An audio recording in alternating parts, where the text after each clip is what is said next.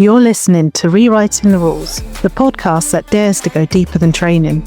I'm Bethany Bell, creator of the Canine Dialogue Dynamics method, and this is where behaviour meets relationship, science meets the soul, and obedience takes a backseat to understanding. Let's change the conversation. Welcome back to Rewriting the Rules. Today I want to slow down a little and just invite you into a different way of thinking about dogs, about training, and about what it really means to build a relationship. Because most of us were taught that living safely with dogs means training them to behave, teaching sits, downs, stays, recalls, and managing their behaviour so life runs smoothly. And that usually comes from care, from wanting things to be safe and from wanting to do the right thing. What if safety doesn't actually come from obedience? What if it comes from understanding? In this episode, I want to explore the difference between training dogs to perform behaviours and teaching dogs how to live safely in the world that they're part of. We're going to talk about why blind obedience isn't the same as understanding, why life skills don't always look like commands, and how we can move away from constant management without compromising safety.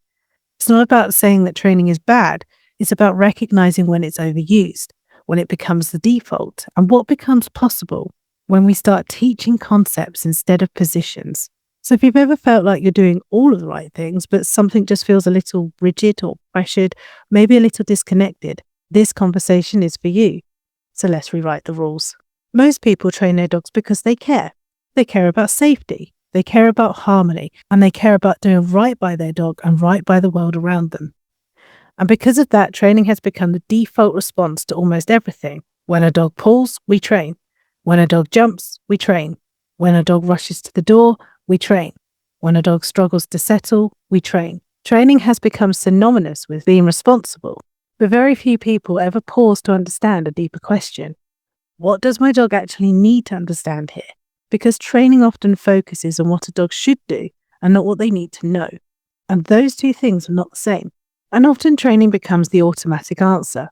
Training is familiar, it is structured, it gives a sense of control in an unpredictable world.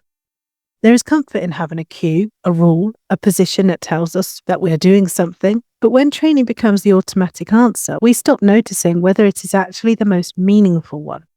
And we stop asking, is this helping my dog understand the situation, or is it just helping me manage it? And this matters more than we think, because dogs do not live in training sessions. They live in kitchens, doorways, pavements, parks, cars, busy streets, and quiet moments and unexpected moments. Life does not cue them before it happens.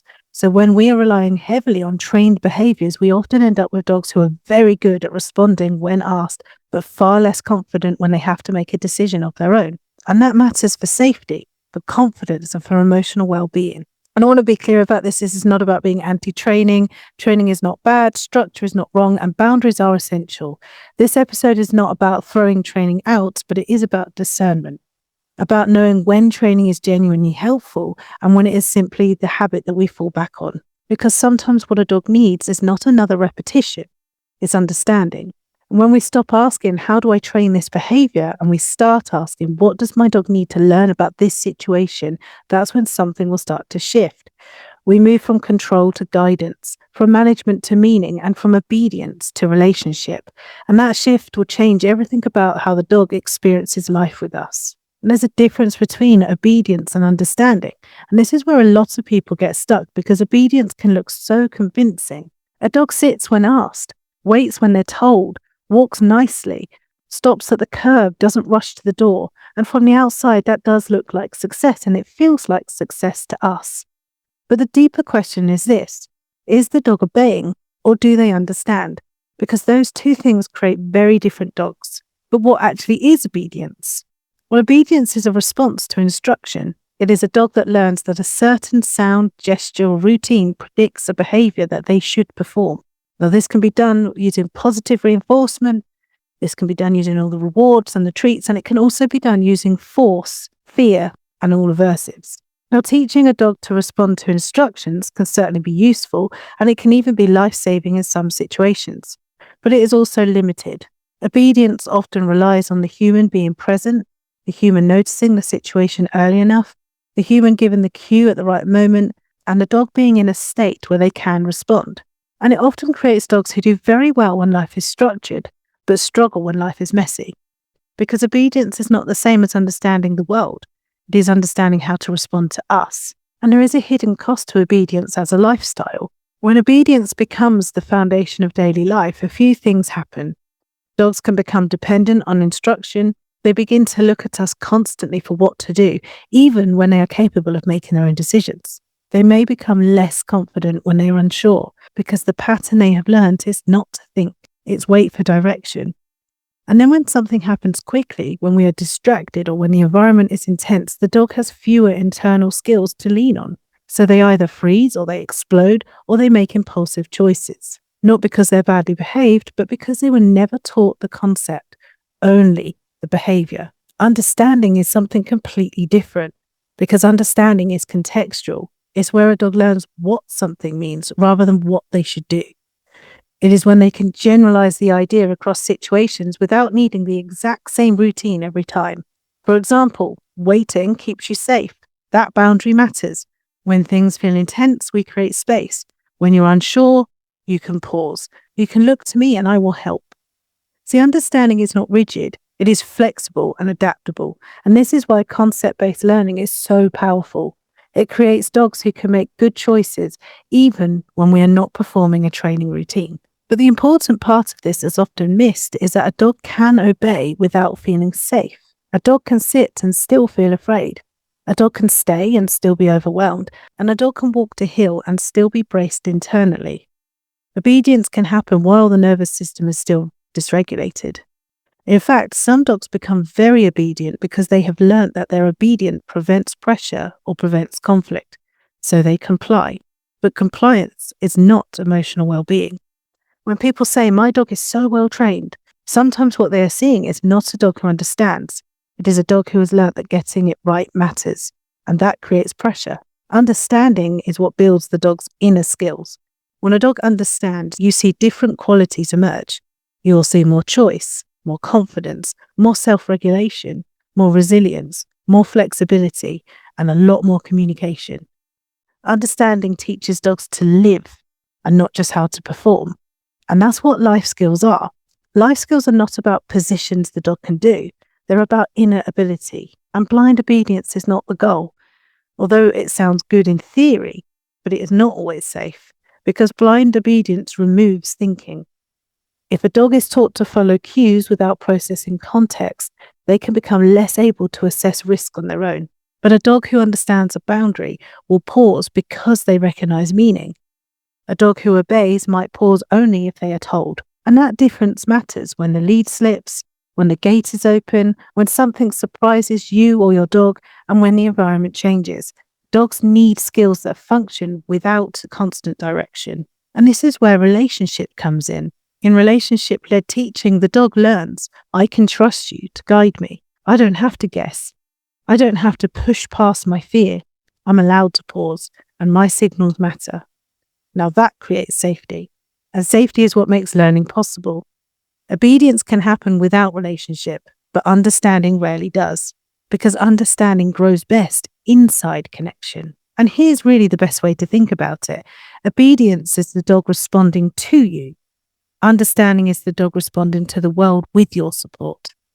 And if we want dogs to be safe, confident, and capable, we need more than behaviours. We need understanding. But let's look at some common examples. The doorway is the most common one. Most people are told to train a sit at the door before it opens. Sometimes with food, sometimes with pressure, sometimes with repetition, until the dog does it automatically. And to be fair, it often works. A dog sits, the door opens, and the dog does not rush out. But we need to ask a deeper question. What did the dog actually learn? Did they learn a concept that transfers to real life? Or did they learn a behaviour that works only within that specific routine? And when we train a sit at the door, the dog usually learns that stillness gets the door open. Sitting is the correct answer, and the human controls the release. This can create safety in the moment, but it also creates a dog who believes that they have to hold a position to make good things happen. And that can become a dog who tries to perform when they feel pressure. The dog still may not understand why the doorway is risky, why the boundary matters, and how to make a safe decision without being told. They simply learn a pattern. Sit, wait for release, go. So here's a few questions we need to ask ourselves. If we open a different door, would they understand the same rule? If we didn't cue the sit, would they still pause? If the dog was excited or startled, would the sit still happen? If someone else opened the door, would the dog still understand? And if the dog was not in the mood to sit, would they still understand the boundary? Those questions tell us whether we have trained a behaviour or taught a concept. Now let's look at the same outcome and teach it differently. Waiting is not a position. Waiting is a concept. Waiting means there is a boundary here and you don't cross it until it's safe. That's it. The dog does not need to sit, they don't need to be frozen, and they don't need to perform. They simply need to understand that this boundary matters, the timing matters, and crossing without permission is unsafe. It's not about adding pointless rules, this is just about safety. A dog who understands waiting can stand, sit, turn around, sniff, reposition, shuffle about. It does not matter what their body is doing. What matters is that they understand. And this changes everything because now the dog is not obeying, they are thinking and they are choosing. But what's really going on in the dog's brain?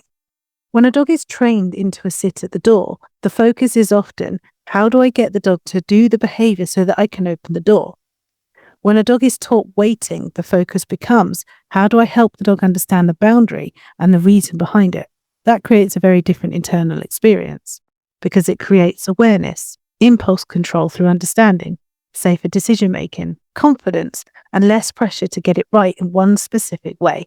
A dog who understands waiting is learning something transferable. Doorways, car doors, gates, the front step, a lead unclipping moment, crossing the road, boundaries in the kitchen, and waiting before greeting someone.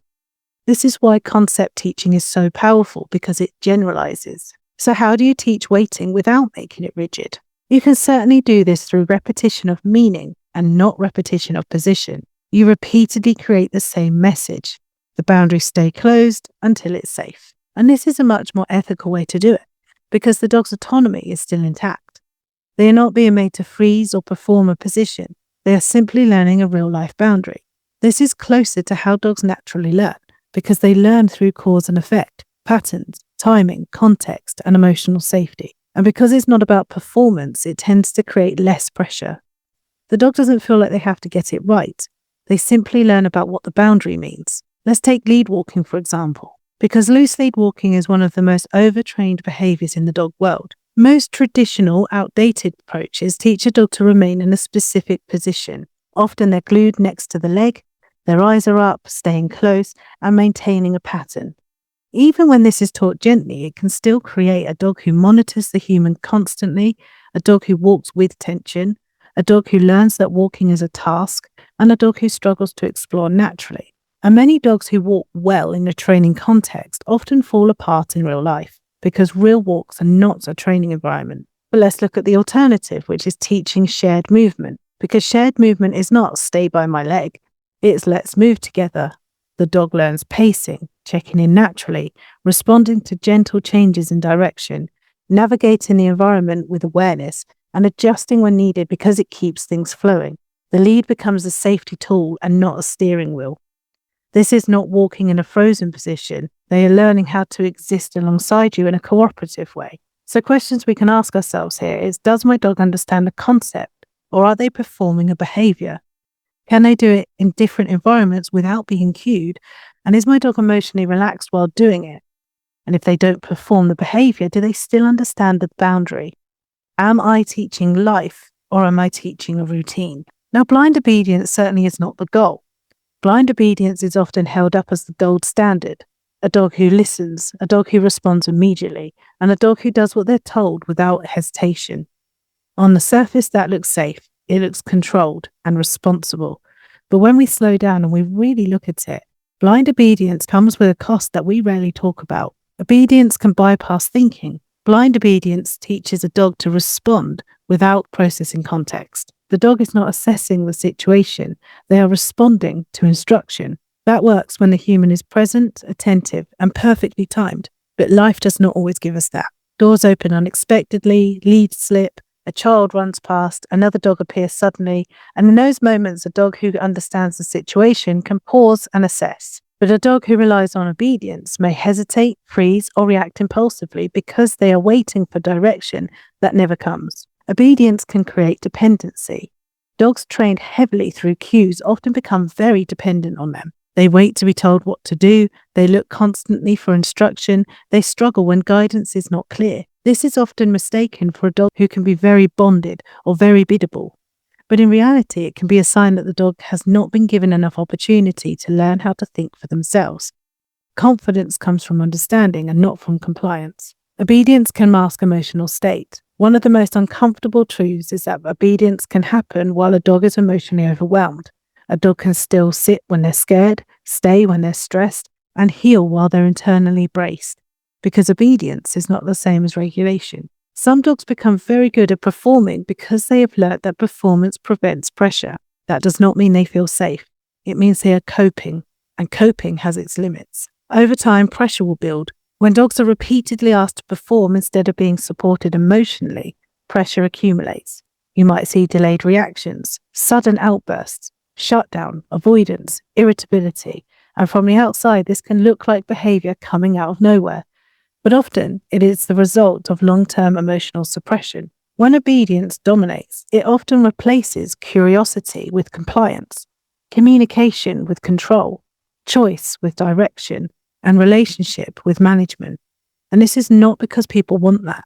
It's because obedience has been positioned as the safest route. But what we want instead are thinking dogs. We actually do want dogs that can think, dogs who can pause naturally, assess situations, choose safety, recover after stress, and communicate clearly.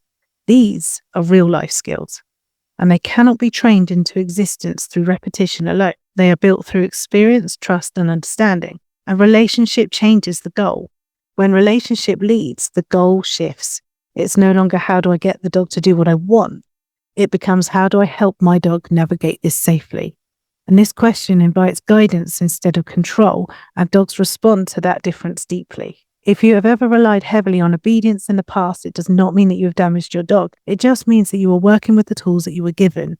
Dogs are incredibly adaptable, and when pressure lifts and understanding grows, many dogs soften quickly. When we talk about life skills, we are not talking about behaviours a dog performs on a cue. We are talking about abilities a dog carries with them. Life skills are not about what a dog does when asked. They're about what a dog understands when life happens. Life skills live inside the dog. A life skill is something a dog can use without instruction. It shows up when you are distracted, the environment changes, something unexpected happens, no cue is given, no reward is visible. Life skills are internal.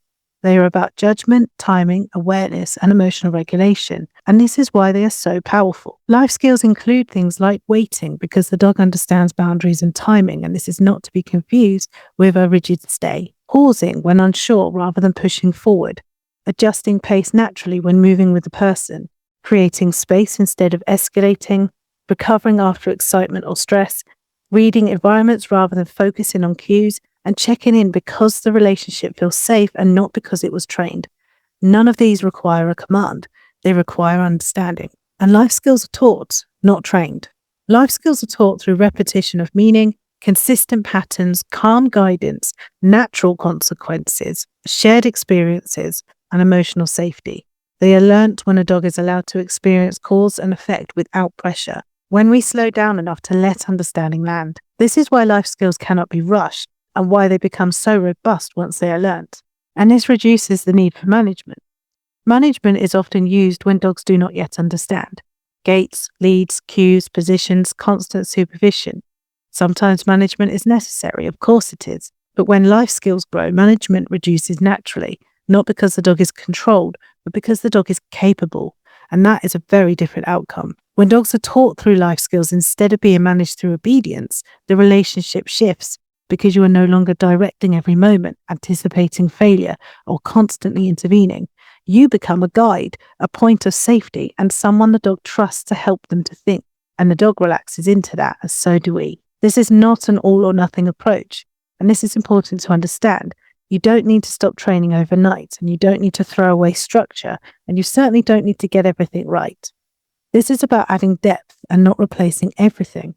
It's about noticing where teaching could replace training, where understanding could replace repetition, and where relationship could replace control. It's about having a different measure of success.